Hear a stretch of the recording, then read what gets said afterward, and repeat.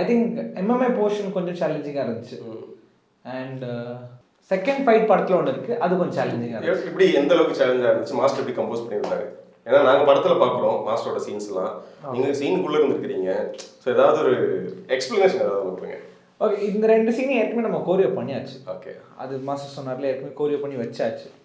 ஆனால் அங்கே அந்த இடத்துல சுற்றி முற்றி இருக்கிறப்போ கேமரா நம்மளை பார்க்குது, ப்ளஸ் ஆர்டிஸ்ட்லாம் சுற்றி இருக்கிறப்போ ஒரு பயம் வந்துடுது.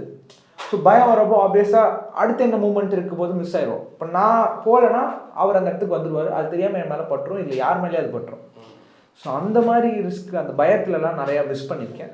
ஆனால் அதுவும் it was nice to enjoy. கோ ஆர்டிஸ்டோட, ஏன்னா இந்த மாதிரி சமயத்துலலாம் கோ ஆர்டிஸ்டோட யார் கூட நடிக்கிறாங்க அவங்களோட எதுவுமே நம்ம புரிஞ்சுக்கணும்.